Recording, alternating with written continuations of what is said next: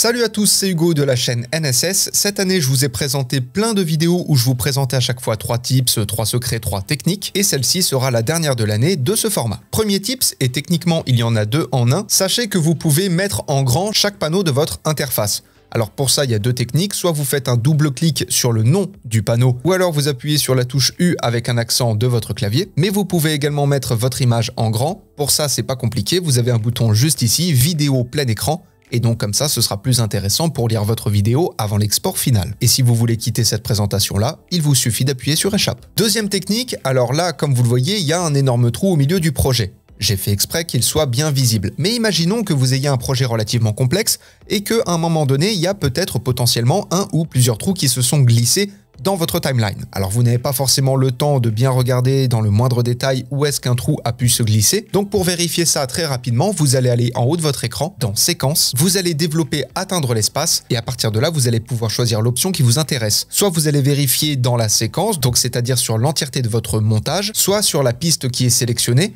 Là, comme vous le voyez ici, c'est la piste V1.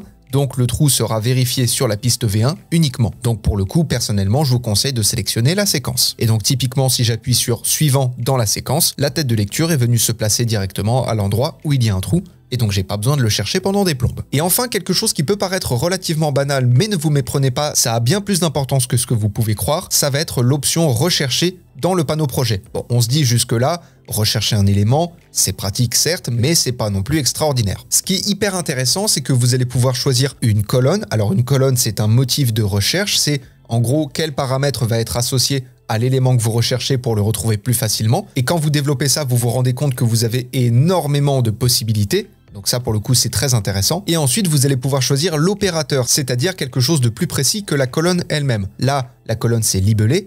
Et donc, dans les libellés, on a toutes ces options-là, toutes les couleurs de libellés. Je rappelle, les libellés, c'est chaque couleur qu'aura votre élément dans votre timeline. Et si je sélectionne une autre option, par exemple non, et que je retourne dans opérateur, là, pour le coup, globalement, c'est à peu près ces 5 options-là que vous allez pouvoir retrouver. Si vous voulez par exemple chercher un élément par un nom, soit vous pouvez choisir que le nom va contenir un certain mot, soit vous pouvez choisir qu'il va commencer par un certain mot, soit qu'il va se terminer par un certain mot, etc., etc. Vous avez compris le principe. Et donc ça, au-delà du simple fait de rechercher, ça vous donne une idée de toute l'organisation et surtout la possibilité que vous avez pour organiser vos projets, que ce soit des projets perso, des projets pro, des projets collaboratifs, etc.